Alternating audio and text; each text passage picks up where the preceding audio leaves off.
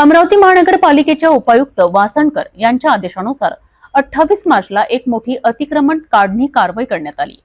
Zone क्रमांक 3 अंतर्गत वडाळी तलाव पुलापासून गार्डनच्या भिंतीला लागून मादक पदार्थ व दारू विक्री करणारे धंदे सुरू केले होते। परिसरातील रहिवाशांना मोठा त्रास सहन करावा लागला। यामुळे या अतिक्रमणावर कारवाई करण्यात आली आहे। अमरावती महानगरपालिका उपायुक्त वासणकर यांच्या आदेशानुसार झोन क्रमांक 3 मध्ये एक विशेष अतिक्रमण कारवाई करण्यात आली आहे। 11:30 वाजेपासून सुरू झालेल्या या कारवाईत वडाळी तलाव पुलापासून चांदूर रेल्वे रोडपर्यंत असलेल्या भागातील अतिक्रमण काढण्यात आले।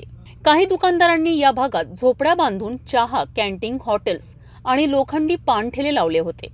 विशेष म्हणजे काही दुकानदार दुकानांमध्ये दारू आणि मादक पदार्थही विक्री करत होते। यामुळे स्थानिक रहिवाशांना त्रास होत होता आणि वारंवार तक्रारी प्राप्त होण्याच्या कारणामुळे प्रशासनाने या अतिक्रमणावर कारवाई केली आहे। ही कारवाई श्याम चावरे अतिक्रमण पथक प्रमुख यांच्या नेतृत्वाखाली करण्यात आली आहे। यामध्ये अतिक्रमण कर्मचारी, हजरपुरा पोलीस स्टेशनचे पोलीस कर्मचारी यांचा सक्रिय सहभाग होता। या कारवाईत एक ट्रक सामग्री जप्त केली गेली असून अतिक्रमण काढून स्थानिक परिसर पुन्हा स्वच्छ करण्यात आलाय। क्रमांक 3 अंतर्गत वडाली जे परिसर आहे बगीचा गार्डन आहे, वडाली तलाव गेट पासून ते चांदूर सरळ या मार्गावर तलावाच्या भिंतीला लागून अनेक दुकानदारांनी पानठेले, चहा, कॅन्टीन आणि मटणाची दुकाने लावून अतिक्रमण मोठ्या प्रमाणात केले होते। वारंवार मला या परिसराची आणि गार्डनमध्ये येणारे महिलांनी लेकरे जे येतात आणि तेथील नागरिकांना येण्या जाण्याकरिता खूप त्रास वाढला होता।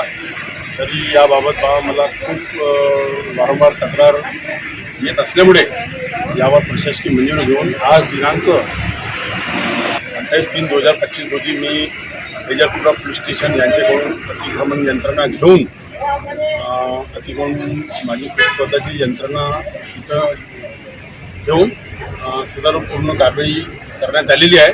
आणि सदर जे दुकानदार अतिक्रमणधारक आहेत त्यांनी मला खूप सहकार्य केलेलं आहे।